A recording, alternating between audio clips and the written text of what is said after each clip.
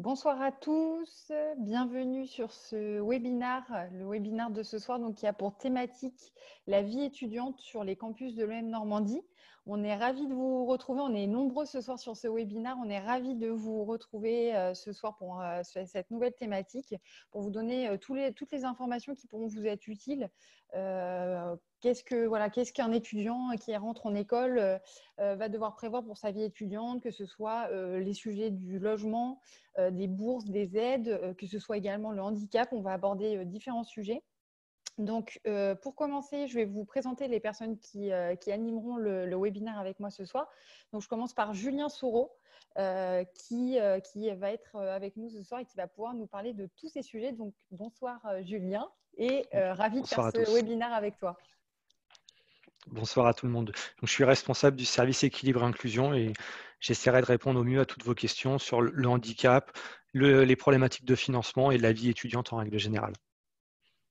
Super. Et on a nos étudiants aussi qui nous accompagnent. Donc, 3 étudiants, 3 parcours différents et aussi des campus différents. Donc, ça va vous permettre vraiment d'avoir différents témoignages. Donc, je commence peut-être par Louis. Louis, si tu veux te présenter, puis après… Bonjour à tous, donc je m'appelle Louis, je suis étudiant en 3e année, je suis rentré à l'EM par le concours Sésame et j'étudie sur le campus de Caen depuis 3 ans. Et je suis originaire de région parisienne et j'étudie à Caen depuis 3 ans. Voilà. Je sais pas, Nour peut-être, la suivante, ou Jordan. Bonsoir à tous, donc je m'appelle Nour, je suis en première année donc, à l'EM Normandie sur le campus de Caen. Je suis rentrée par le concours Sésame en première année de programme donc PGE, programme Grande École. Et je suis comme Louis, originaire de région parisienne. Donc, je laisse la parole à Jordan. Bonjour à tous, Jordan, M1 alternance sur le campus du Havre, originaire de la Martinique et là où j'ai fait ma prépa ECT.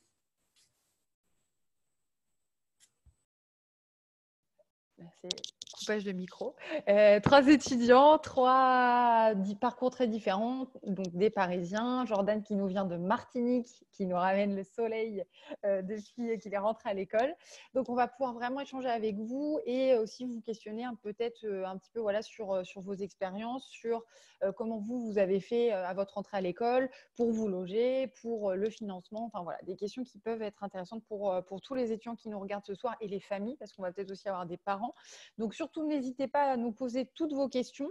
On va essayer vraiment d'y répondre au fur et à mesure. Vous êtes nombreux à vous être inscrits à ce webinaire, donc on va vraiment essayer de traiter toutes les questions. Peut-être pour commencer avec Julien, on pourrait commencer par le sujet du handicap. Peut-être voir un petit peu avec Julien qui est référent sur cet élément à l'école.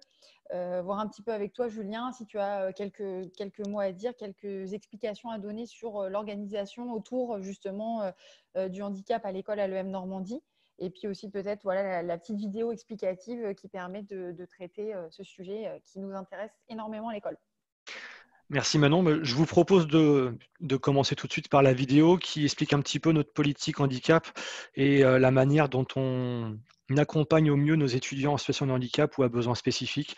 Puis après, je pourrais expliquer un petit peu plus notre méthodologie et notre philosophie d'accompagnement à l'EM Normandie.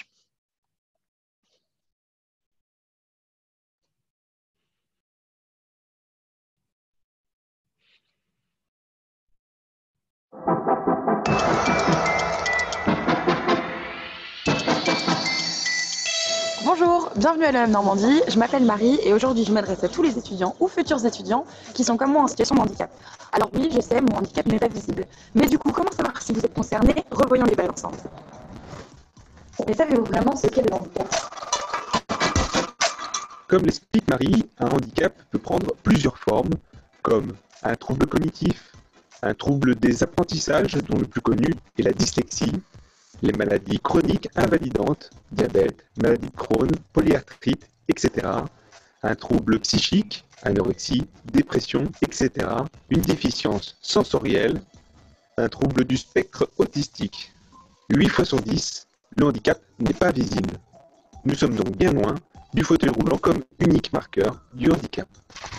Vous allez dire, merci Marie pour cette belle leçon, mais que fait concrètement notre école l'EM Normandie pour les étudiants en situation de handicap? Patience, j'y viens. À ce jour, l'école met tout en œuvre pour que étudiants ou futurs étudiants en situation de handicap puissiez réussir votre scolarité dans les meilleures conditions possibles. Cela peut se traduire par une écoute, des aménagements de scolarité, un suivi, des aides pour vos démarches administratives, pour vos stages, pour votre expat. Et comme toutes vos situations sont uniques, les solutions le sont aussi. Venez avec moi, j'ai quelqu'un à vous présenter. Nous voici devant le bureau de Julien Soro. C'est le référent handicap de l'école et c'est votre interlocuteur privilégié sur ce sujet. Je vous laisse, j'ai d'ailleurs rendez-vous avec vous.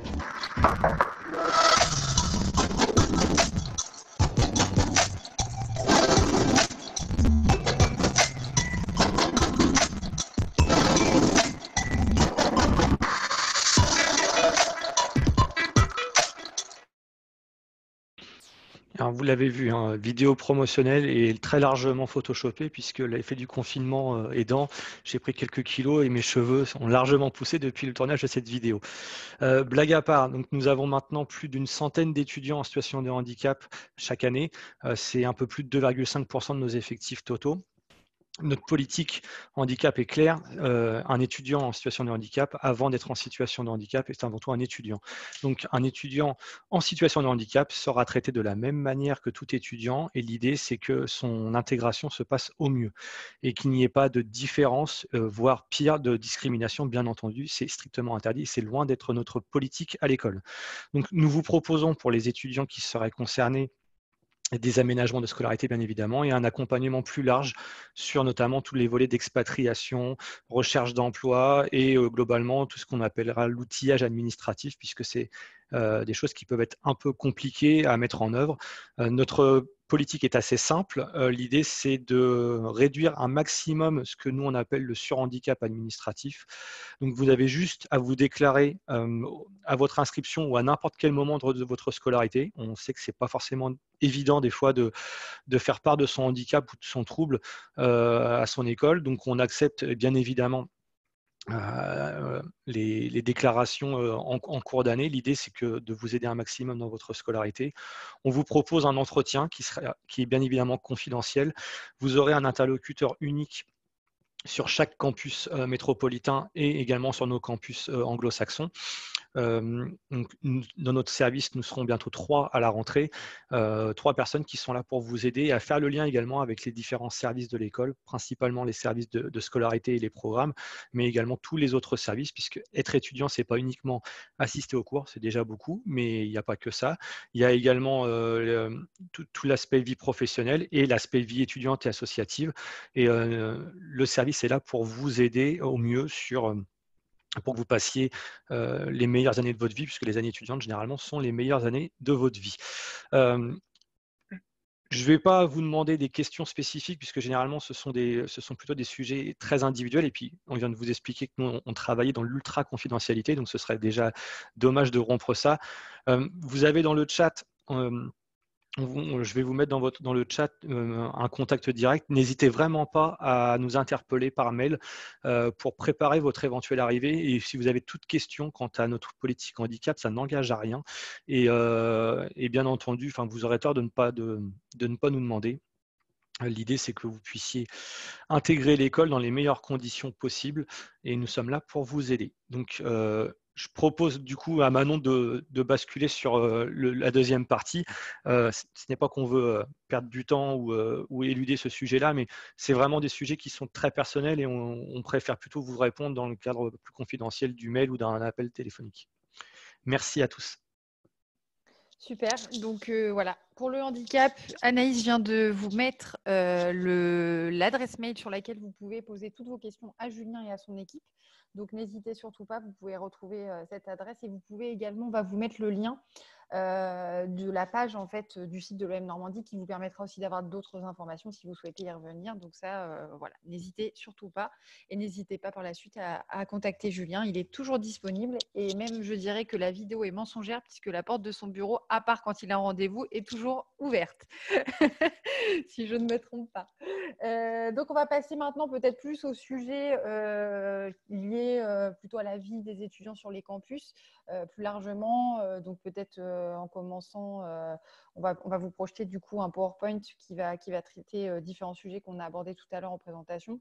On va surtout faire intervenir nos étudiants parce qu'avec Julien, effectivement, on a l'habitude de traiter ces sujets-là, mais surtout, ce qui va être intéressant pour vous, c'est d'avoir justement les retours des étudiants qui sont, eux, sur des campus différents, qui ont eu vraiment des expériences différentes, qui sont rentrés à différents niveaux aussi.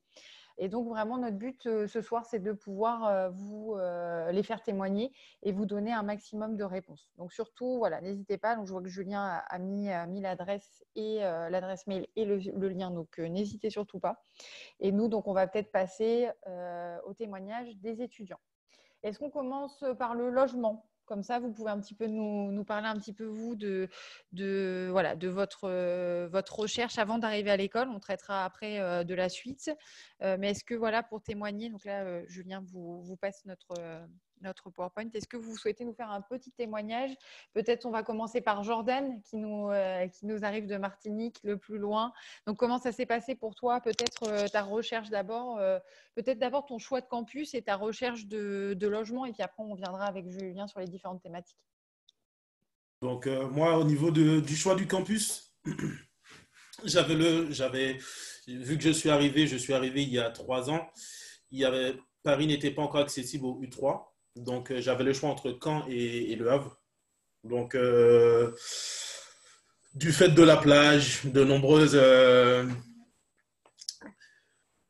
éléments, Le Havre m'a attiré beaucoup plus que Caen.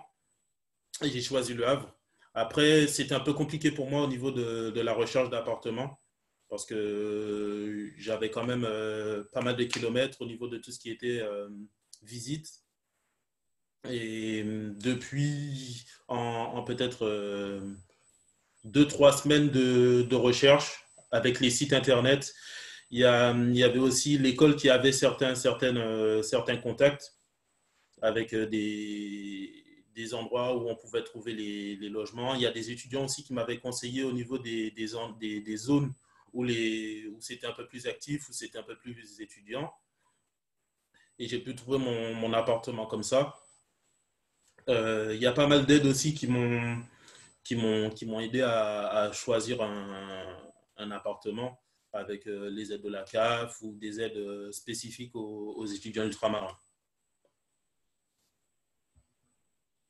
Oui, c'est vrai qu'en plus, toi, dans ton cas, et pour tous les étudiants, si on a des étudiants des DOM-TOM, c'est vrai qu'effectivement, vous avez aussi la chance, on va dire, parce que c'est quand même aussi une problématique, il faut partir loin, mais vous êtes quand même accompagné par les DOM, donc c'est quand même aussi un avantage d'avoir cette possibilité, en plus de tout ce qui est aide APL que touche la plupart de nos étudiants et qui est vraiment intéressante. On y reviendra peut-être après en détail, mais en tout cas, il y a plusieurs aides pour les étudiants et c'est tant mieux. Mais en plus, pour les étudiants qui viennent de loin, ont ce petit plus. Donc, n'hésitez surtout pas. Moi, ce que je conseille souvent aux étudiants des DOM-TOM, on part chaque année en Martinique, en Guadeloupe pour les rencontrer, ce que je leur conseille, c'est vraiment de regarder le plus en amont possible en fait, au niveau de ces aides.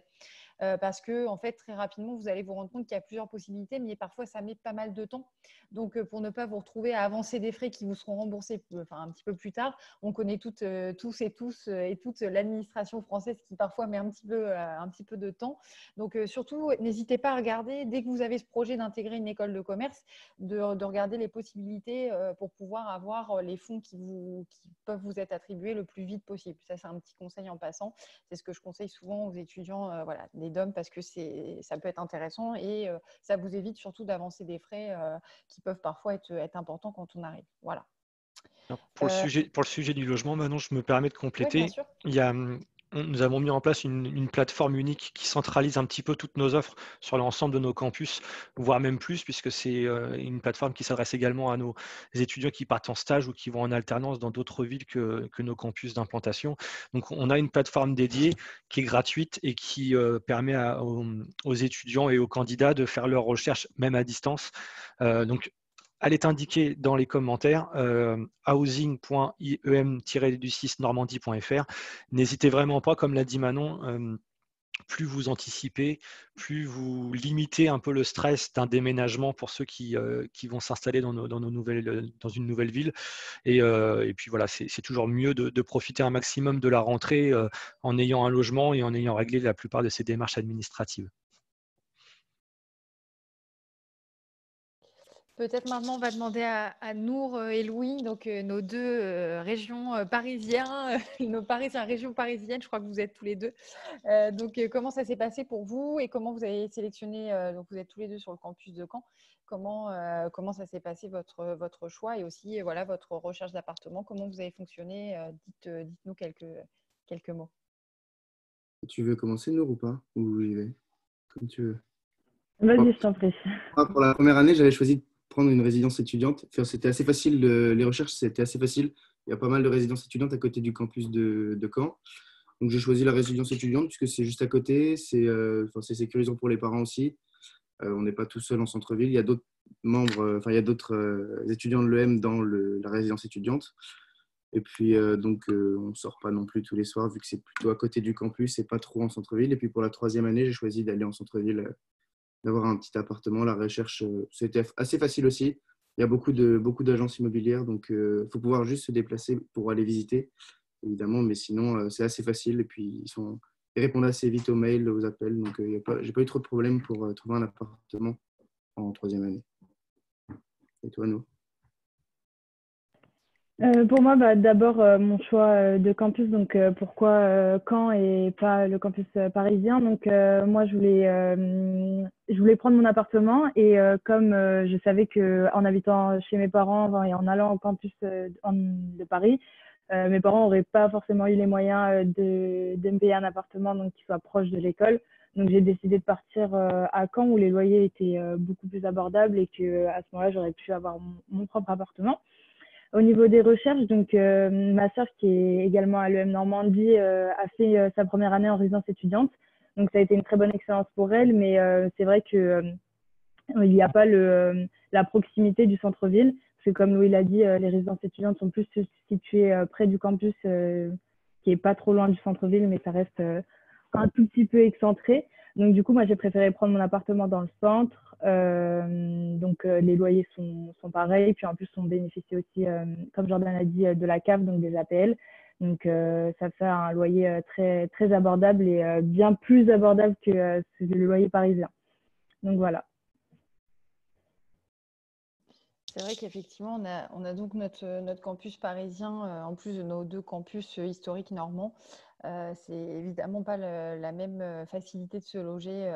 On a souvent la question des étudiants sur Caen et Le Havre, de savoir voilà, si c'est facile de se loger en centre-ville et parfois aussi des étudiants qui arrivent de Paris qui s'étonnent voilà, des tarifs des logements. C'est vrai que bon, voilà, en ville de province, il est très facile, grâce aux moyens mis en place par l'EM, mais aussi, je dirais, un petit peu naturellement dans ces villes, puisque déjà, il y a beaucoup de possibilités de logement. Mais en plus, voilà, l'école fait tout pour mettre en place voilà, une recherche plus facile pour les étudiants et des bons partenariats pour que voilà, chacun y trouve son compte. Louis, tu disais, toi, tu as été en résidence étudiante. Voilà, il y a des étudiants comme nous qui prennent directement un appartement. C'est vraiment un choix. Il y en a pour tous les désirs en gros de logement, toutes les bourses aussi. Voilà, c'est important de souligner qu'il y a quand même cette facilité de logement qui est en fait un petit peu caractéristique de la province par rapport à Paris. Et ça, c'est important pour un étudiant dans un choix de campus de prendre en compte cet élément. C'est un véritable impact sur le budget puisqu'on a constaté que sur les campus provinciaux du Havre et de Caen, les loyers sont avant aide entre 350 et 600, 700 euros. Alors, tout dépend bien évidemment du logement, si on fait le choix d'une colocation, d'une résidence, d'une chambre chez l'habitant, etc. Mais ce sont globalement les tarifs qu'on a. On a un logement raisonnable. Alors, bien évidemment, on ne vous promet pas un 600 mètres carrés avec jacuzzi, ça clairement, c'est pas possible. Mais un F2 sur Le Havre ou Caen tourne autour de entre 400 et 700 euros avec un un logement très acceptable. Les tarifs ne sont pas les mêmes sur Paris et je me permets aussi de préciser pour Dublin et Oxford, puisque ça a aussi un impact sur le budget. Oxford est une ville strictement étudiante. Il y a largement plus d'étudiants que d'habitants permanents sur Oxford, avec une grosse pression, avec donc des logements qui sont parfois pas de bonne qualité, avec des bailleurs qui sont des fois quelques bailleurs malhonnêtes. Alors, on a réussi à les repérer maintenant, donc on prévient nos étudiants quand ils se rendent à Oxford.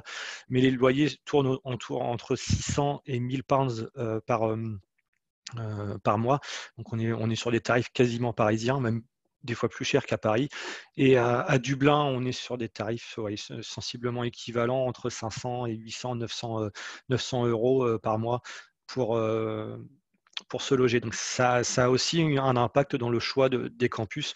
Petite précision pour Oxford, il y a un gros impact sur la trésorerie, puisque le système de caution anglaise n'existe pas, mais ils ont trouvé une solution, c'est de payer l'intégralité des loyers à l'entrée dans le logement. Donc, ce qu'on gagne en dossier administratif et de délai de traitement, on le perd très largement en trésorerie, puisqu'il faut être en mesure d'avancer entre 4 et 10 mois de loyer, puisque c'est à peu près la durée dans laquelle nos étudiants restent sur place. Super. Donc, on va peut-être lancer ton PowerPoint, Julien. Je crois du coup que ça va nous permettre d'aborder les frais de scolarité, puisque en fait je pense que ton PowerPoint commence par les frais de scolarité, si je me souviens bien. Tout à fait. C'est aussi une question qui revient souvent, et aussi j'ai eu beaucoup de personnes en ligne depuis le confinement. On n'affiche pas nos frais de scolarité, on les plaquette, donc c'est l'occasion d'avoir nos frais de scolarité. De commencer par ça pour que vous puissiez avoir une idée aussi du budget de l'école. Donc, sur nos deux programmes, pour aborder du coup, en fait, le PowerPoint s'établit en plusieurs parties. D'abord, les dépenses, donc les charges qui seront pour l'étudiant, et donc, bien sûr, les frais de scolarité. Donc, sur nos deux programmes, sur le programme Grande École, qui est le programme Master, donc en 5 ans, chaque année sera 11 000 euros. De la première année, si vous rentrez sur Sésame, U1 et jusqu'au Master 2. Il n'y a pas de différenciation entre U1, U2, U3 et Master 1, Master 2. Donc, c'est 11 000 euros par année scolaire que vous effectuerez à l'école. Sur le bachelor, donc, qui est notre bac plus 3 à l'école, puisqu'on a 2 programmes à l'EM Normandie, sur notre bachelor, du coup, on est à 7 000 euros par année. Donc, pendant 3 ans, vous aurez donc des frais de scolarité sur ces deux programmes qui sont différents, puisque, comme je vous l'ai dit, il y en a un du coup qui est un bac plus 3. Donc, quand vous ressortez, vous êtes diplômé du bachelor management international de l'EM Normandie. Et on a bien sûr notre PGE, donc programme Grande École. Et là, vous sortirez avec un bac plus 5. Alors, une question qui est souvent aussi posée par les familles, comment et quand paye-t-on? Deux possibilités à l'école, soit vous payez ce qu'on appelle au comptant, donc les rentrées se font en septembre, début octobre au plus tard, les factures vous sont envoyées quasiment dans la foulée courant octobre, et donc vous pouvez choisir entre un règlement à la réception de la facture en une fois.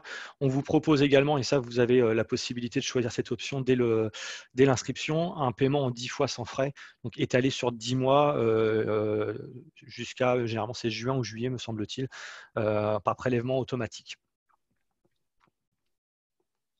Ouais, on a souvent cette question, effectivement, des familles, parce que ça peut poser aussi question peut-être d'une organisation aussi dans le paiement. Donc, ne pas hésiter au début de l'année à contacter l'école à ce sujet. Il n'y a aucun souci, et ça se fait tous les ans très facilement. Donc, c'est important de pouvoir savoir qu'il y a des choses qui sont mises en place pour ces frais de scolarité.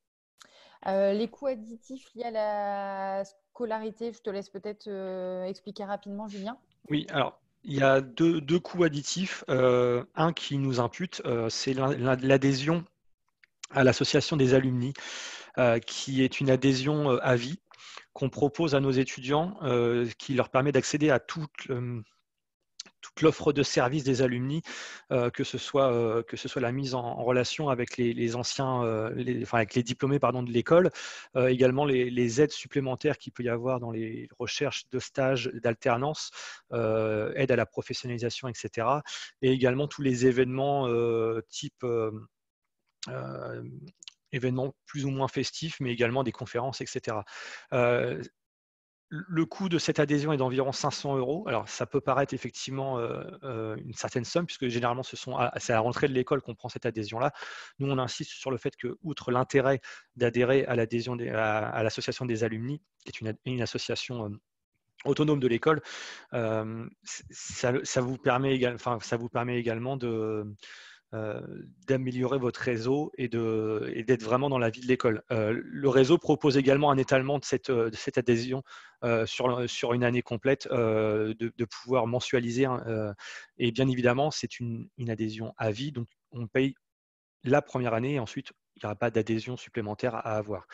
Deuxième coût additif qui est important, et là c'est valable pour tous les étudiants, quelle que soit l'école qu'il va choisir, c'est la CVEC, contribution vie étudiante et de campus. Tous les étudiants doivent payer au Crous un montant annuel qui était de 91 € cette année et qui devrait augmenter à 92 € l'année prochaine, mais les arbitrages n'ont pas encore été faits au niveau du gouvernement. Cette somme, alors c'est important de le préciser, on ne peut pas être étudiant si on ne paye pas cette CVEC, quelle que soit l'école qu'on choisit. Et il faut que vous apportiez à l'université ou à l'école que vous choisissez la preuve que vous avez régularisé cette contribution.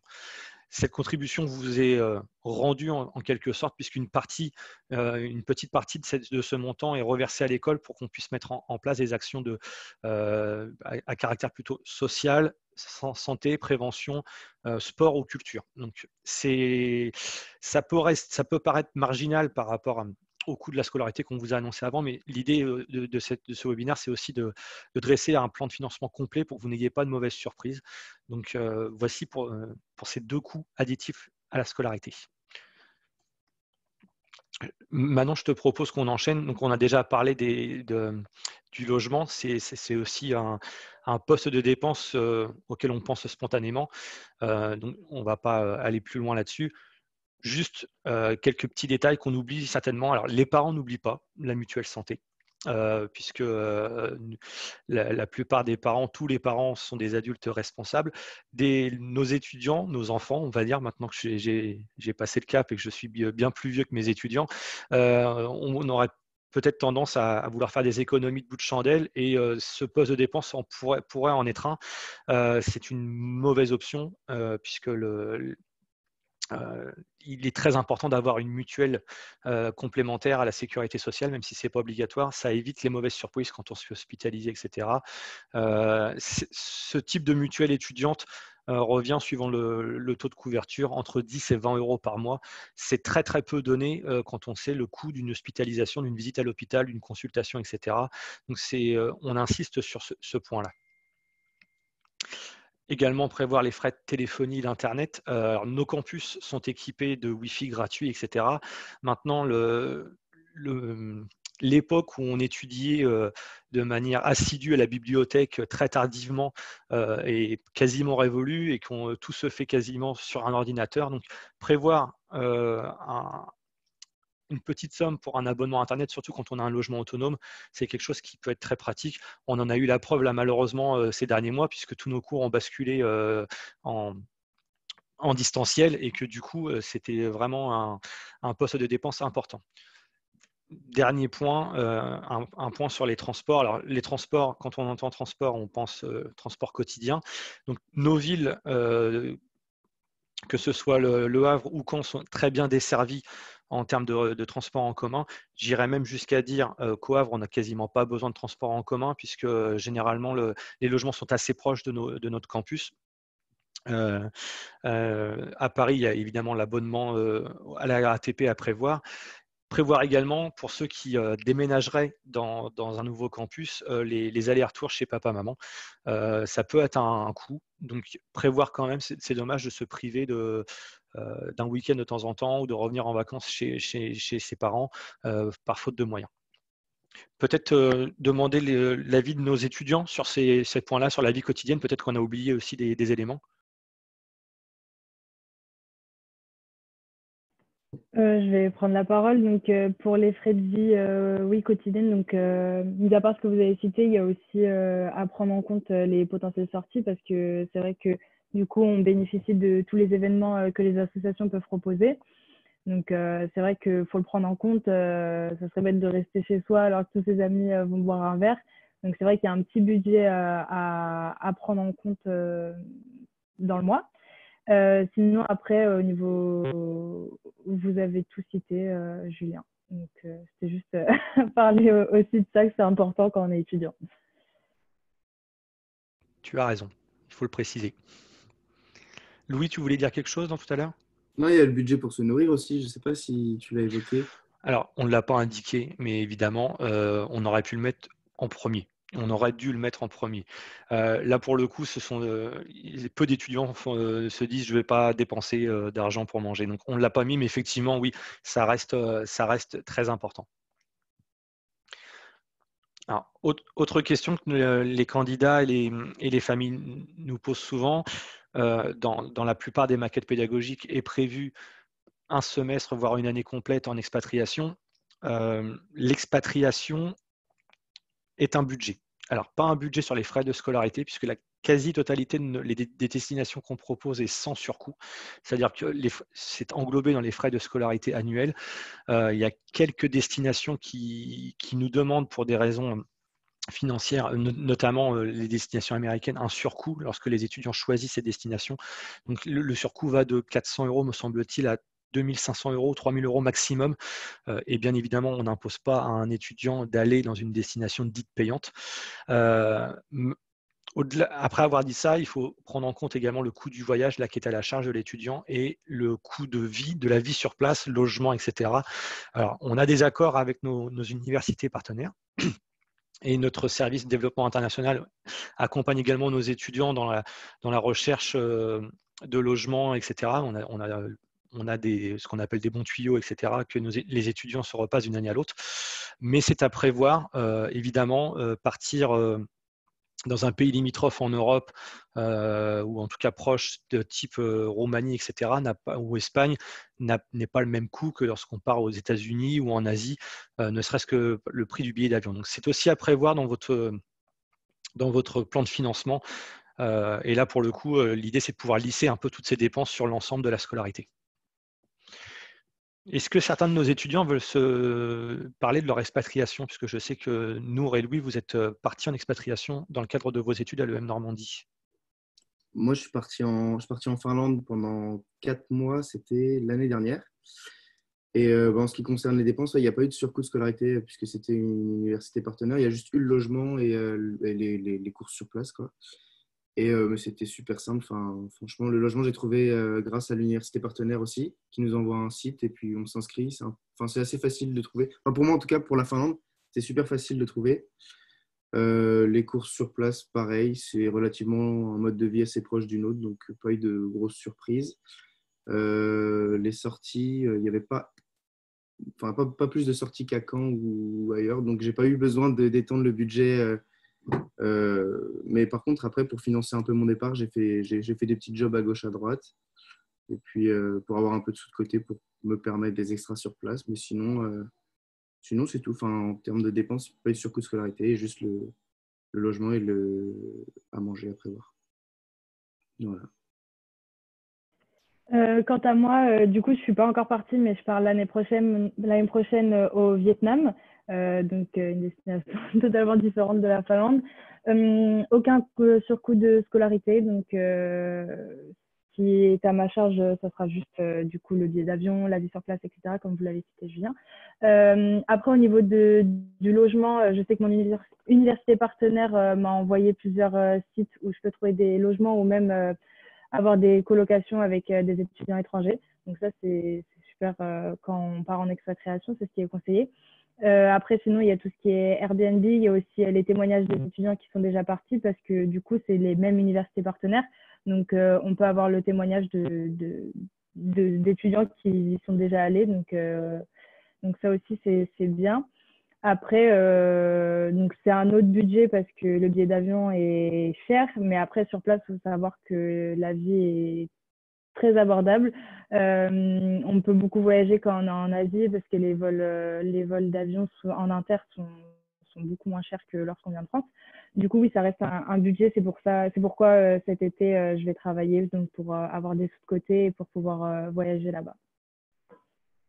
Petit point juste pour compléter vos éléments hyper intéressants sur l'expat. Effectivement, quand les étudiants partent, ils sont accompagnés, que ce soit administrativement, mais aussi sur les problématiques que peuvent poser ou les questionnements que peuvent poser la vie quotidienne à l'étranger, par le service dédié à l'école, qui est le service Relations internationales. Donc, effectivement, en fait, les étudiants ne se retrouvent pas à chercher un logement, que ce soit au Vietnam ou en Finlande seul. Et les universités partenaires fournissent de nombreux éléments, que ce soit sur les logements, mais aussi sur voilà, des conseils sur la vie sur place, que ce soit des conseils pour les cours, le choix des cours, etc., aux étudiants bien en amont de leur départ. Donc ça, c'est aussi, ça fait vraiment partie de l'accompagnement qui est attendu aussi en grande école et qui est vraiment proposé à nos étudiants. Petit point aussi sur le logement, parce que vous avez parlé tous les deux de quelque chose de très intéressant, c'est le côté réseau, enfin lien entre étudiants, puisqu'effectivement, que ce soit à l'international, mais aussi sur chacun de nos campus en France, il y a vraiment ce côté en fait groupe, entretien, en fait, le lien en fait entre étudiants pour trouver son logement. Julien a parlé d'Oxford où il y a beaucoup voilà, de turnover, puisque les étudiants souvent partent une année et ensuite en fait souvent se donnent les bons tuyaux pour les logements. Mais globalement sur chaque campus, c'est vrai qu'il y a beaucoup d'opportunités de colocation. Sur Paris aussi, des opportunités de trouver des logements, voilà, des choses qui sont abordables pour les étudiants et qui seront surtout intéressants puisqu'ils auront vraiment le lien avec un étudiant qui est déjà dans l'école. Donc, ça permet aussi de se créer un petit peu du lien quand on entre. On est parfois un peu stressé de se trouver un logement, de rencontrer les gens. Donc, sachez bien qu'à partir du moment où vous serez intégré à l'EM Normandie, vous aurez accès à ces différents groupes, que ce soit sur Facebook, Instagram, LinkedIn, il y en a maintenant un peu sur tous les réseaux. Et vous pourrez être en lien directement avec non seulement des personnes de l'administration comme Julien et moi, mais également, et c'est aussi peut-être ce que vous rechercherez, des étudiants qui peuvent vous permettre de trouver des bons plans sur votre futur campus. Et ça, c'est aussi voilà, quelque chose qui est largement demandé.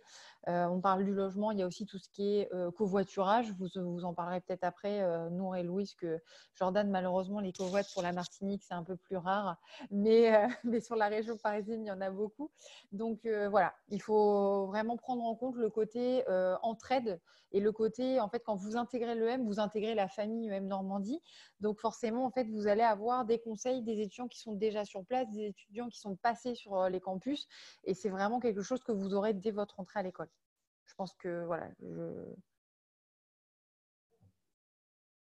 Pour synthétiser sur cette partie plutôt de dépenses, sur un campus provincial, donc Le Havre ou Caen, lorsqu'on a un niveau de vie correct, hein, quand on dépense pas trop, etc., il faut compter pour une année de scolarité en programme grande école entre 15 et 17 000 euros, j'allais dire tout compris. C'est le coût de votre année à l'EM Normandie. Donc, vous vous en doutez, cette enveloppe globale augmente sensiblement sur Paris, Oxford et Dublin, du fait principalement du coût du logement. Quand il y a un logement autonome, bien évidemment, nos étudiants parisiens qui habitent la région parisienne, c'est un poste de dépense en moins à prévoir. Par contre, du coup, l'expatriation coûte sensiblement plus cher, puisque généralement, il faut prévoir un poste de dépense logement, loyer qu'on n'a pas quand on est chez papa-maman. Donc, c'est important aussi de prévoir ça, d'anticiper. On insiste lourdement là-dessus. L'idée, c'est que vous puissiez vraiment vivre au mieux votre scolarité et que les problèmes d'argent ne vous polluent pas. Et là, avant de trouver des solutions, on va y venir juste après, on va vous expliquer comment on peut financer tout ça. L'idée, c'est déjà de bien faire son plan de financement et de ne pas oublier tel ou tel poste de dépense qui peut nous mettre à mal, surtout quand on a des revenus qui sont plus limités. Ce qui me permet, et nos étudiants ont fait une très bonne transition tout à l'heure sur les bons plans, comment on finance ce package global. Alors, on ne l'a pas indiqué sur le PowerPoint, les deux premiers types de financement, c'est à la fois l'épargne familiale et le revenu familial, le budget familial, c'est-à-dire les revenus mensuels générés par la famille. Donc, de l'argent a été mis de côté, qui finance une partie des études. On peut aussi alimenter ce budget-là tous les mois sur les budgets, sur les revenus, on va dire classiques. Maintenant, une fois qu'on a fait ça, souvent il manque quelques milliers d'euros pour pouvoir boucler le budget mensuel ou annuel même. Donc, la plupart de nos étudiants, en tout cas pas la plupart, mais je vais vous demander à vous, parents et aux candidats, une fois qu'on aura fini ce webinaire, d'aller sur le site du Crous et d'aller faire une simulation tout de suite.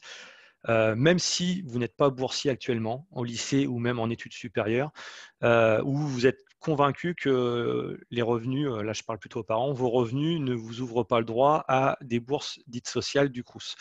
Tous les ans, on a des étudiants qui viennent me voir en fin d'année en me disant, en fait, j'ai fait une simulation, on est au mois de juin, et il s'avère que je suis boursier échelon 1, échelon 2, échelon 3, voire même j'étais même boursier les années précédentes, mais comme je n'avais pas fait cette simulation-là, du coup, je n'ai pas le droit aux bourses Crous. Les bourses Crous, elles vont de 1 000 à 5 500 euros, je crois, annuels, répartis sur 10 mois, donc l'étudiant reçoit une allocation. Faites cette simulation. Si vous êtes comme moi, vous n'êtes pas très organisé en termes de papier administratif, ça vous prendra bien 10 minutes. Sinon, et la plupart des personnes le sont, vous avez juste besoin de votre revenu fiscal de référence, le nombre d'enfants que vous avez à charge, et ça généralement vous savez très bien compter, le nombre d'enfants qui sont également scolarisés en études supérieures, et voilà, c'est 3 informations à rentrer. Également une simulation sur la distance entre le domicile familial et votre futur campus. Et vous avez une première simulation qui vous dit si vous êtes boursier ou pas. Faites-le, ce serait dommage de passer à côté de ces revenus. Tous les ans, on a des étudiants qui zappent cette info-là et qui du coup perdent un petit peu ce revenu. Et deuxième type de financement possible, c'est l'emprunt bancaire. Alors, un emprunt bancaire étudiant est le même principe qu'un emprunt à la consommation, à la différence près que le taux est généralement très bas. Il me semble qu'on doit être cette année à 0,8, en tout cas on l'était en début d'année, 0,8%. Donc des taux d'intérêt très très faibles.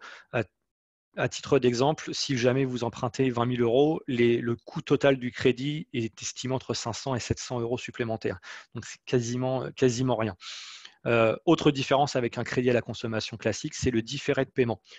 Un étudiant n'a pas normalement les moyens de rembourser son crédit aussitôt puisqu'il ne travaille pas et ne génère pas de revenus. Donc les banques permettent un décalage du remboursement après la diplomation. C'est-à-dire que si vous rentrez à l'école à 18 ans en U1, vous pouvez payer. Vous ne commencez à rembourser qu'au bout de 5 ou 6 ans. Et nous, on vous encourage à prendre 6 mois supplémentaires et en intégrant également l'année optionnelle qui est possible entre le Master 1 et le Master 2. Ça évite aussi de rembourser votre emprunt pendant votre Master 2. Donc, le panier moyen emprunté est d'environ 30 000 euros. Certaines banques acceptent jusqu'à 50 000 euros. On ne conseille pas d'aller plus loin, très clairement, puisque ça peut être compliqué après pour l'étudiant ou les familles de rembourser une telle somme. Maintenant, ça reste à la discrétion des familles. Nous avons des accords avec 3 banques, la BNP Paribas, la Société Générale et pour la région Normandie, le Crédit Agricole, puisqu'ils sont organisés en grande caisse régionale. Toutes ces informations-là, bien entendu, on vous les donnera. Et, c'est sur le site internet, mais on mettra également, on a une petite plaquette explicative qui synthétise un petit peu tout ce qu'on vient de dire.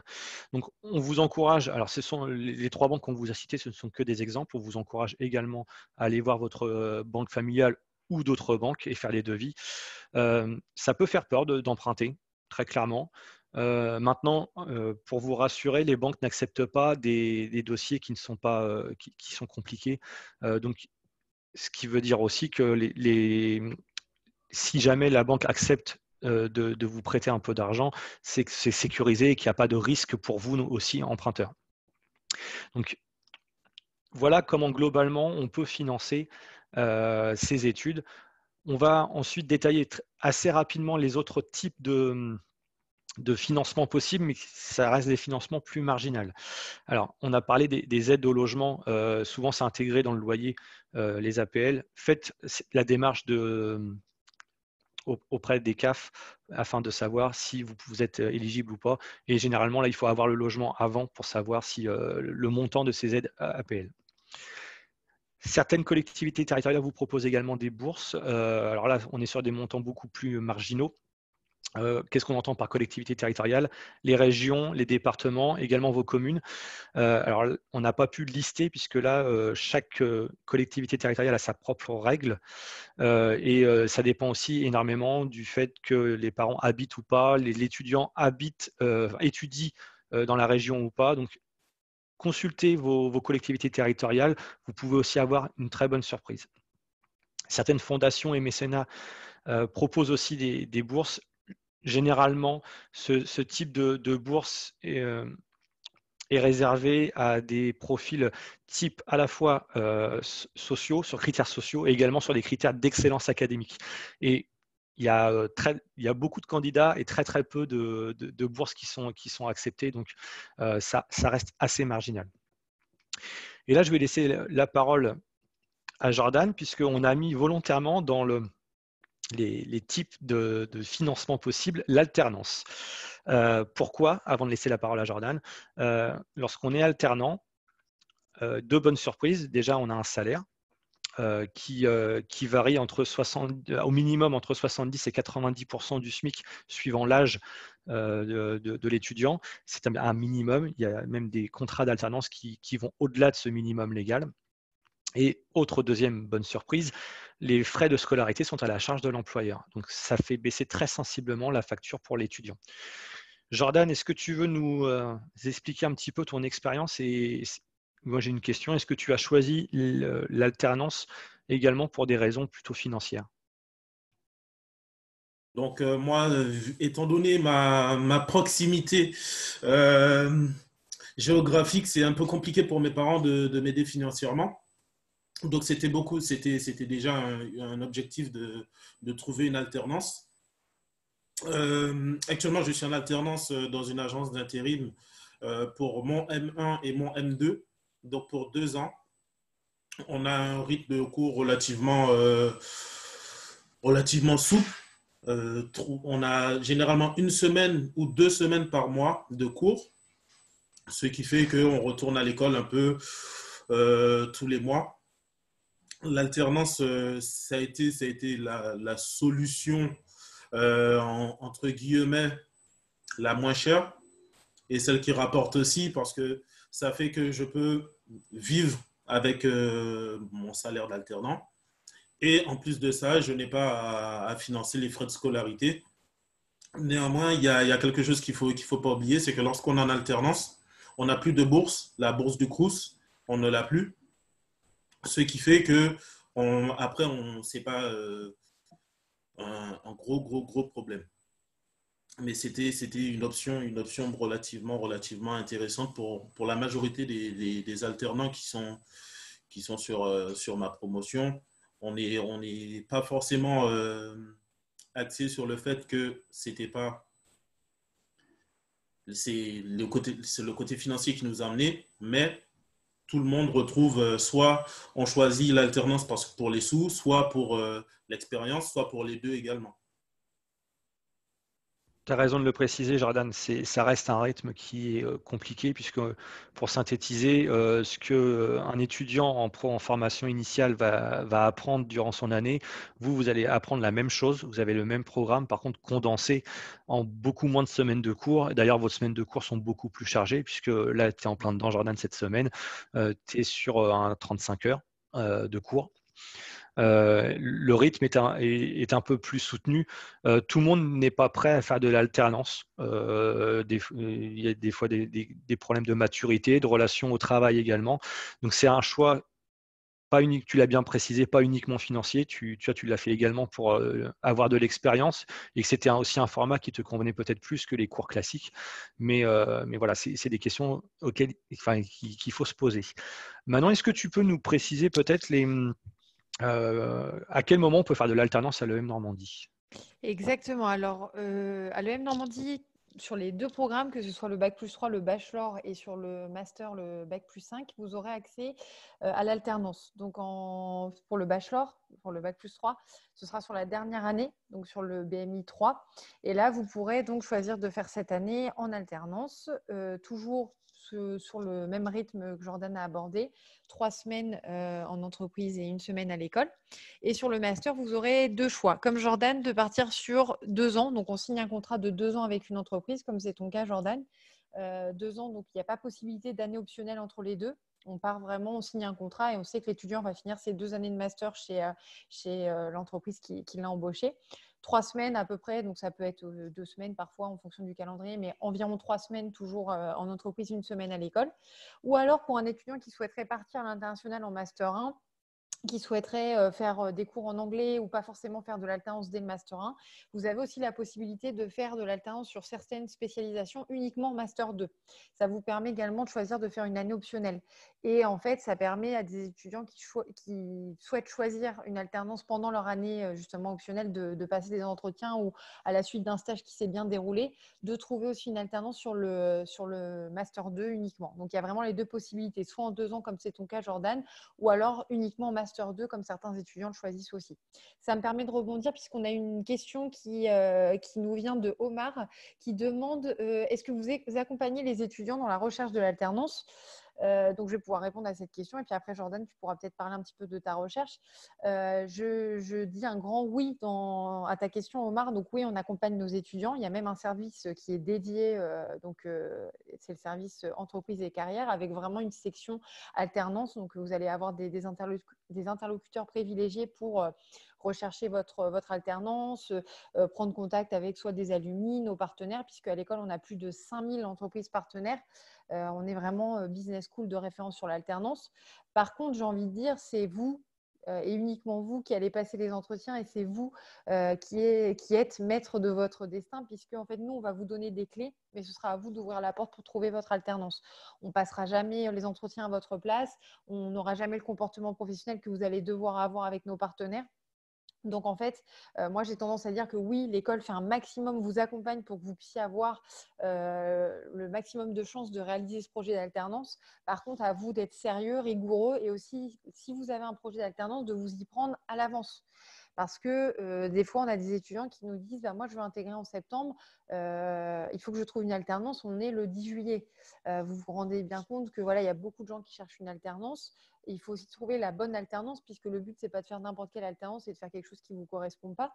Donc, il faut vraiment vous y prendre le plus tôt possible pour ce projet d'alternance. Si c'est lors de votre U3, si vous intégrez en U3, pour un Master 1, Master 2, il n'y a pas vraiment de complications à commencer dès le début de l'année, à au moins essayer de vous dire, tiens, telle entreprise, ça pourrait m'intéresser ou tel type de poste, et à travailler avec le service de l'école pour votre projet d'alternance. Donc ça, c'est très important. Jordan, si tu veux rebondir et puis m'expliquer un petit peu toi par rapport à ta recherche. Je suis complètement d'accord parce que moi, j'ai commencé à faire mes recherches d'alternance en janvier. En janvier, mais moi, j'avais comme optique de faire mon stage et mon alternance dans la même entreprise pour avoir une continuité. Après, ce n'est pas tout le monde qui choisit cette option-là. Donc, j'ai pu avoir l'aide de l'école déjà pour avoir des entretiens sur des job meet-up avec des entreprises qui sont venues sur le campus de Caen et les étudiants du Havre, de Paris se sont déplacés pour pouvoir avoir des entretiens. Et par la suite, moi, j'avais des possibilités sur ces entreprises-là. Et en plus de cela, il y a l'école qui a une plateforme Job Meetup ou Job Teaser, où on a des offres d'alternance, de stage. Et j'ai postulé à énormément d'offres. Et au final, j'ai pu trouver mon alternance comme ça. Oui, et c'est une très bonne, quand tu dis j'ai postulé, c'est une très bonne remarque parce que souvent on a des étudiants qui viennent nous voir et qui disent bah, je ne comprends pas, j'ai postulé à 5 offres et puis j'ai toujours pas de réponse.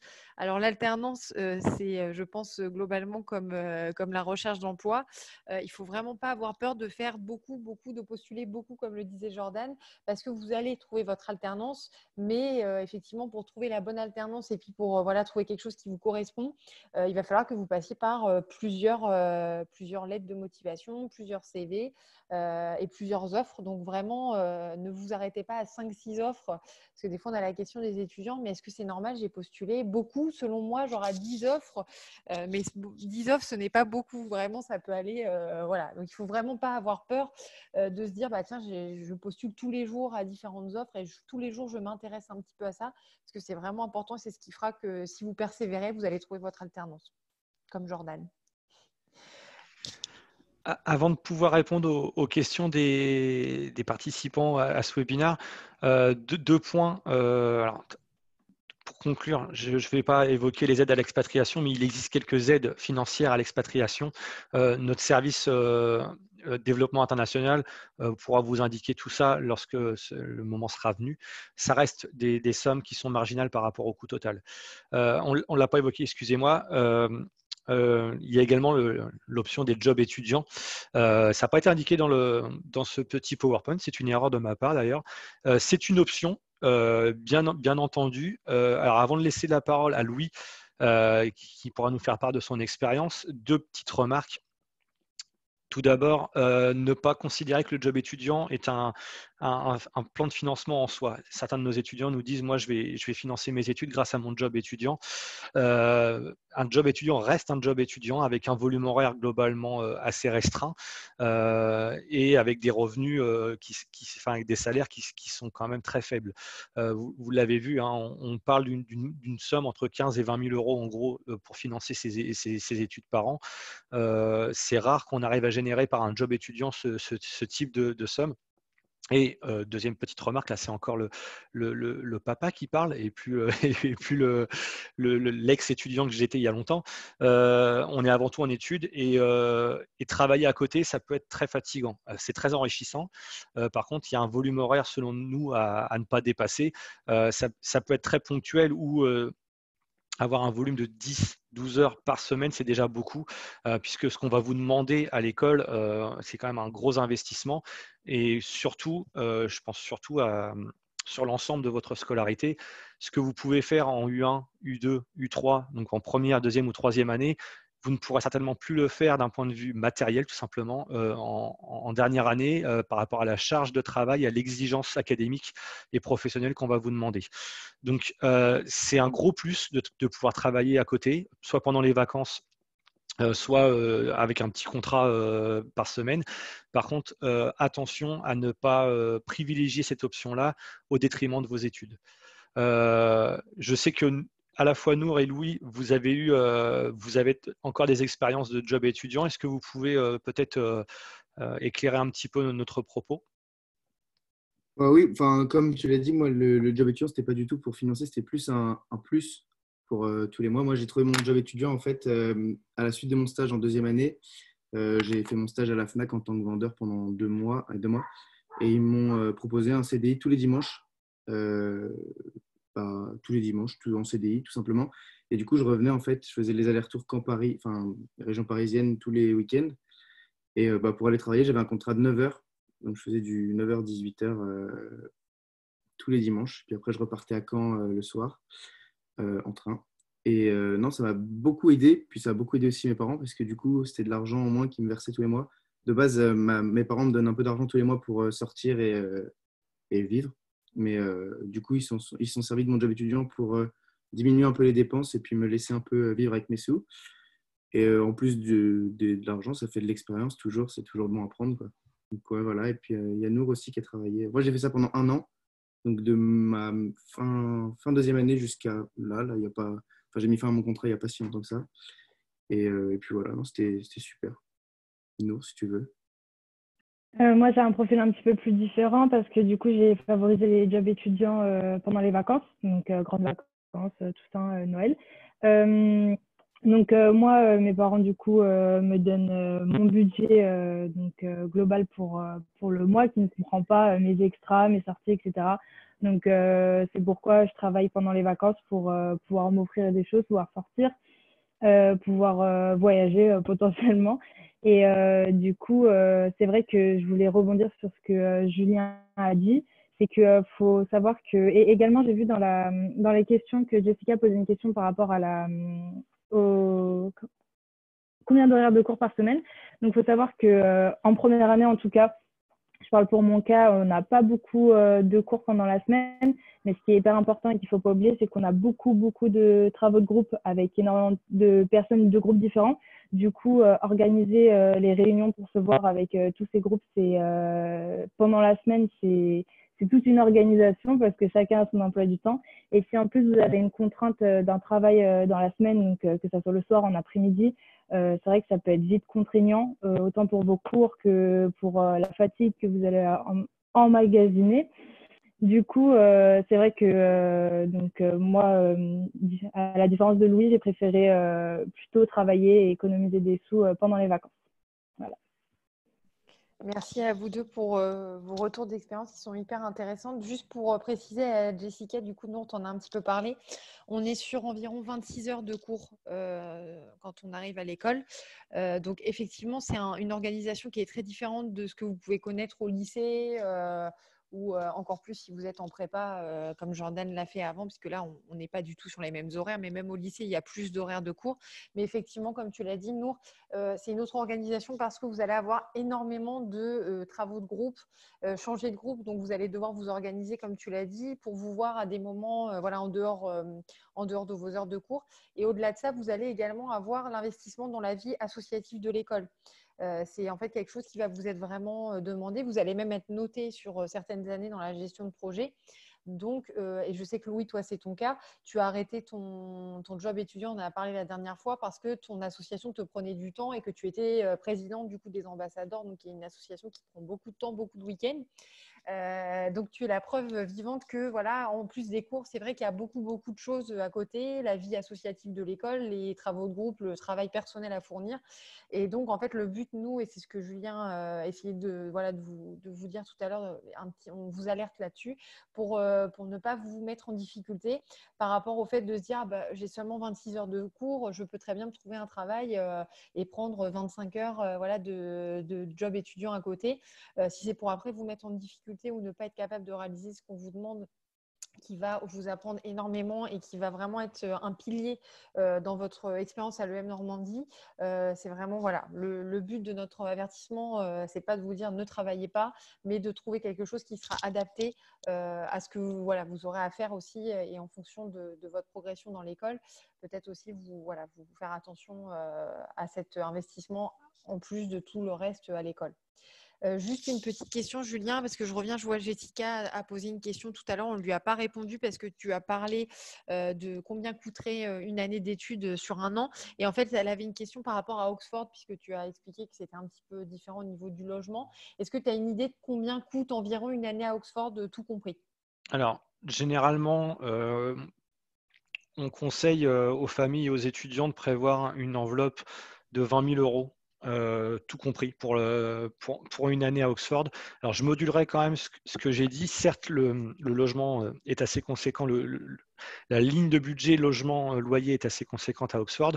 Maintenant, l'organisation anglo-saxonne fait que les jobs étudiants, notamment, on peut trouver beaucoup plus facilement sur Oxford, sans expérience aucune, et j'ai presque envie de dire sans aucune compétence, et j'espère que nos étudiants qui sont actuellement à Oxford ne nous écoutent pas. C'est beaucoup plus facile de trouver un petit job dans la restauration rapide ou dans la vente notamment. En tout cas, nous, on a organisé nos cours en conséquence pour favoriser ça. Alors, pour des raisons financières, vous l'aurez compris, mais également pour améliorer ses savoir-être en langue et gagner aussi sur de l'anglais courant et l'anglais professionnel. C'est aussi, et c'est surtout, selon moi, le meilleur apprentissage qu'on peut avoir. Si on va à Oxford pour vivre entre Français, dans des colocations françaises et se retrouver le soir uniquement entre Français, très clairement, Oxford est une très très belle ville, mais restez en France, vous ferez des grosses économies. Si vous partez à Oxford, c'est pour vivre à l'anglaise, en tout cas, mais même plus qu'à l'anglaise, à l'international, puisque Oxford, c'est tout sauf une ville anglaise, c'est une ville internationale, avec, je crois qu'il y a plus d'une centaine de nationalités représentées dans la ville. Donc voilà aussi, on peut faire baisser la facture, en tout cas ramener un petit peu plus d'argent sans mettre en péril sa scolarité. Mais là encore, je pense qu'au-delà, pour le coup, à Oxford, au-delà de 15 heures, ça me paraît compliqué. Ce que font nos étudiants à Oxford, la scolarité s'arrête généralement fin avril. Nos étudiants restent, gardent leur logement, puisque de toute façon, ils prennent leur logement sur presque un an, et du coup, profitent d'être déjà sur place pour prendre un job ou un stage long sur place en Angleterre, qui est à la fois très valorisant sur le CV et qui permet aussi de générer des revenus et donc potentiellement de rembourser un petit peu les investissements qu'on a pu faire dans l'année. Voilà j'espère que j'ai répondu à ta question, Jessica. Je suis en train de regarder en même temps les questions. On n'a pas évoqué, et c'est peut-être intéressant que vous le sachiez, vous l'avez vu, on fait beaucoup d'informations sur le financement des études en amont, déjà pour pas qu'il y ait de mauvaises surprises. On trouve ça important que tout le monde ait le même degré d'information. Et également parce qu'on part du principe que le plan de financement est fait une fois qu'on s'est inscrit à l'école. Maintenant, une fois qu'on a dit ça, ça veut dire aussi qu'on fera tout pour que vous puissiez finir vos études dans les meilleures conditions possibles. Malheureusement, la vie est ainsi faite que ça arrive que le plan de financement que vous avez préparé en amont se trouve mis à mal parce qu'un des parents a une baisse de revenus ou du chômage, maladie, voire même dans certains cas des décès dans la famille qui, en plus de l'impact psychologique que ça peut avoir sur toute la famille, ça a un impact assez conséquent sur le plan de financement.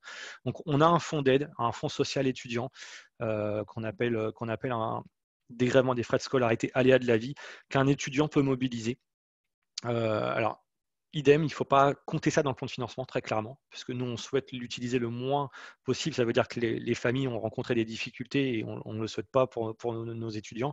Maintenant, voilà, ça, c'est quelque chose qui est en place à l'école. On a également, grâce au soutien financier de la Fondation EM Normandie et de l'Association des alumni, des bourses d'excellence académique.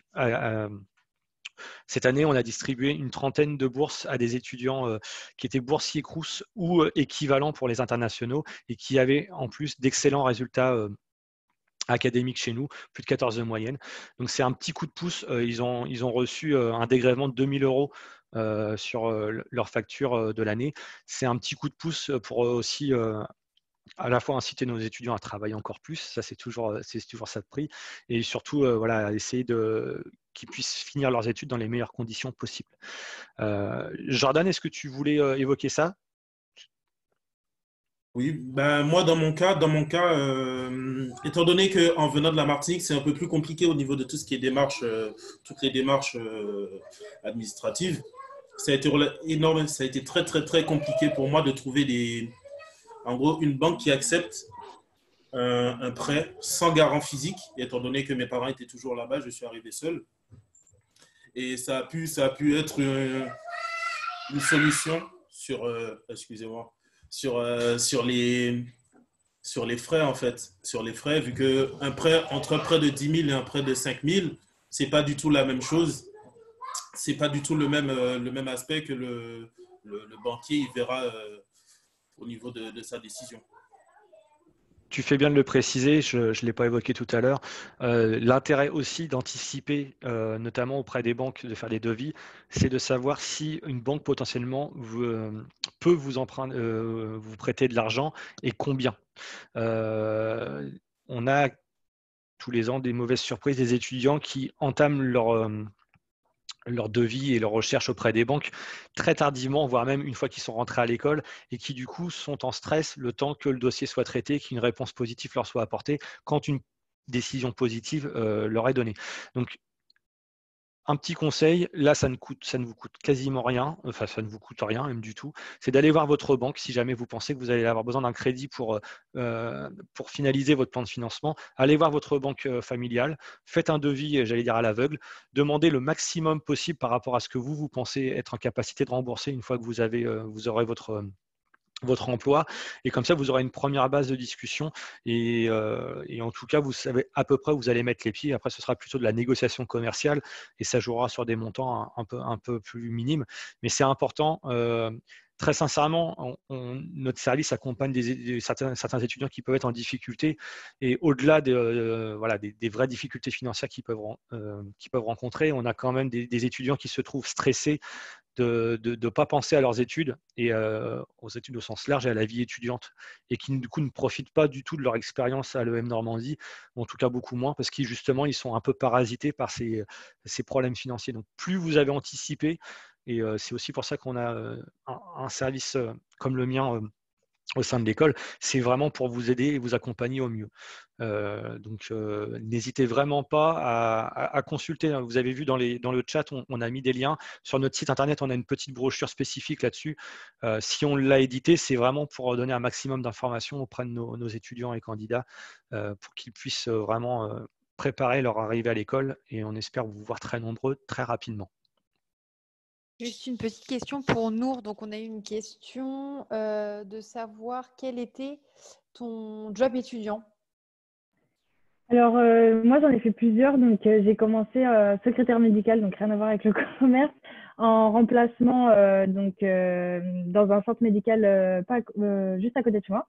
Du coup, c'était vraiment juste répondre au téléphone, prendre les rendez-vous des médecins, indiquer les patients où sont les salles d'attente. Voilà.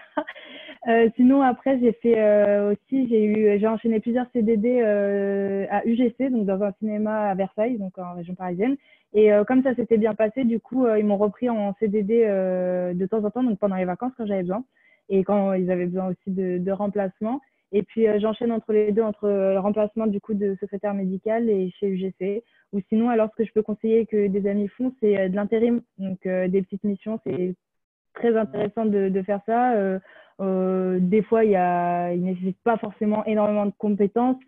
Ça peut commencer par distribuer des flyers dans la rue. Donc, c'est rémunéré et ça ne demande pas beaucoup d'efforts. Et du coup, oui, les boîtes d'intérim, c'est parfois très intéressant quand on recherche des petits jobs de courte durée, donc comme moi, juste les vacances ou les grandes vacances. Voilà. Merci beaucoup. C'est pas Jordan qui dira le contraire. Étant donné que je travaille dans une agence d'intérim, par exemple sur Le Havre, il y a des missions diverses et variées qui sont ouvertes pour les étudiants. Il y a des agences qui s'occupent de tout ce qui est effectif de stadier au Stade Océane. Donc, ça permet de déjà voir les matchs pour les fans de foot ou autres sports, et autrement d'être payé à, en gros, s'occuper de la sécurité. Il y a énormément d'offres d'emploi aussi sur tout ce qui est hôtesse de caisse. Après, il faut juste oser ouvrir des portes pour pouvoir avoir des réponses. Que je peux aussi conseiller en job étudiant, et parfois on n'y pense pas forcément, et ce qui est bien surtout en première année, c'est le babysitting. Donc ça permet du coup de réviser nos cours quand les enfants dorment, et à la fois du coup de se faire un petit peu d'argent. Donc faut penser à tous les petits jobs qu'on peut trouver et qu'on ne pense pas forcément. Super, merci beaucoup pour vos témoignages. Julien, tu voulais ajouter quelque chose? Alors, juste une petite précision qui a son importance, puisqu'il y avait des questions sur les frais de scolarité. Dans un souci de transparence, les frais de scolarité qui sont annoncés sont valables sur l'intégralité de votre scolarité. Vous allez avoir une grille tarifaire qui n'évoluera pas au cours de votre scolarité. Ça a notamment son importance pour des personnes qui arriveraient via le concours Sésame en première année. Vous passez sur 5 à 6 ans de scolarité, et c'est toujours dommageable d'avoir une augmentation massive des frais de scolarité au bout de 5 ans. La grille tarifaire que vous avez vous est donnée pour vos 5 à 6 ans d'études, si jamais en tout cas vous arrivez en première année. C'est ce qu'on a mis en place vraiment dans un souci de transparence, et pour que les familles et les étudiants puissent maîtriser leur budget. Donc si augmentation des frais de scolarité il y a, elles sont en fait répercutées sur les promos à venir. Nos étudiants là qui sont présents avaient déjà leur plan de financement sur l'ensemble de leur scolarité. Il n'y a pas de changement possible. Donc ça a son importance. Ça permet aux familles de savoir vraiment, j'allais dire quasiment au centime près, combien vont coûter la scolarité globale de l'étudiant. Complètement. C'est vrai que c'est très important de le préciser parce qu'on a souvent la question. C'est vrai que quand on rentre surtout sur Sésame, il peut y avoir des changements de frais de scolarité en 5 ans. Voilà, ça peut évoluer et c'est bien pour vous et vos familles de savoir et de prévoir jusqu'à votre dernière année ce financement-là. Ça, c'est très important.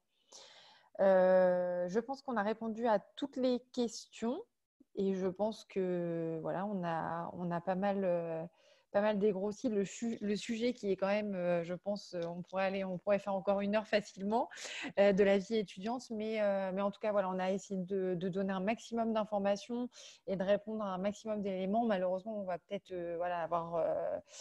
on va peut-être pas avoir répondu à toutes vos questions si vous ne nous les avez pas posées directement. Donc, sachez que nous sommes vraiment disponibles, que ce soit les étudiants comme Julien ou moi ou tout le reste de l'administration de l'EM Normandie. Vous pouvez avoir nos contacts directement sur le site internet de l'école. Vous avez également un site candidat admissible qui vous permet d'avoir des contacts d'étudiants qui sont dans les programmes qui vous intéressent, le bachelor, le bac+3 ou le programme grande école, le bac+5. Vous avez nos contacts, que ce soit le service promotion, le service relations internationales, le service entreprise et carrière. Donc, n'hésitez surtout pas à aller plus loin si après ce webinaire, on a soulevé des problématiques ou des questionnements. On est vraiment joignable, on reste joignable pendant ce confinement, on va dire encore plus que jamais. On est tous chez nous et à votre disposition. Et on a la chance d'avoir des étudiants qui sont hyper partants et qui sont vraiment là pour répondre à toutes vos questions. Donc surtout, n'hésitez pas. Si vous avez vraiment des éléments, des choses qui vous posent question ou si vous avez envie d'aller plus loin dans les témoignages, à nous contacter et on pourra vous donner voilà, aussi les coordonnées de nos étudiants sans souci parce que ça peut être aussi rassurant pour vous, pour vos familles d'avoir vraiment ces témoignages-là. Je pense notamment aussi à tous les étudiants que j'ai souvent en contact, des étudiants marocains ou des dom-tom qui peuvent avoir des questions ou voilà, c'est des problématiques qui se posent ou des stress.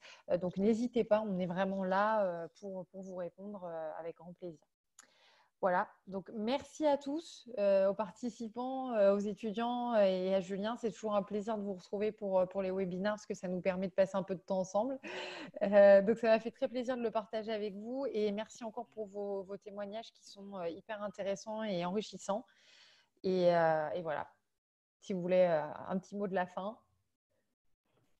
Comme Manon l'a dit, n'hésitez pas à venir nous rejoindre sur les groupes Facebook donc dédiés à vos concours parce que vraiment, on a une grosse team présente pour répondre à toutes vos questions. Et puis, du coup, des étudiants, aussi des personnes de l'administration. Donc, c'est hyper important. On poste souvent des posts sur les réseaux sociaux, que ce soit des vidéos sur les campus, sur les programmes, sur la vie associative. Donc, n'hésitez pas à nous rejoindre et on serait ravis de répondre à toutes vos questions. Hâte de pouvoir vous rencontrer physiquement sur l'un de nos campus parce qu'effectivement, là, vous voyez derrière moi la chambre de ma fille pour être un peu, voilà, mon bureau. C'est pas, il y a mieux quand même. Donc j'espère qu'on aura l'occasion de se voir très rapidement à la rentrée. Et d'ici là, vraiment, n'hésitez pas, il n'y a pas de mauvaises questions avec les réponses qui peuvent être idiotes. Donc du coup, il n'y a que nous qui pouvons être idiots si jamais on ne sait pas vous répondre. N'hésitez vraiment pas. Et notamment, là, j'insiste lourdement sur le volet et du financement et du handicap si vous êtes concerné. Vous ne perdez rien à nous poser des questions et nous, on essaiera de vous apporter les meilleures réponses possibles. C'est important que vous ayez cet éventuel souci, pression, si on peut vous la supprimer ou en tout cas la diminuer, on le fera avec plaisir puisque c'est notre but. Donc, merci à vous pour ce petit webinaire. Et effectivement, moi aussi, ça m'a fait plaisir de revoir un petit peu tout le monde.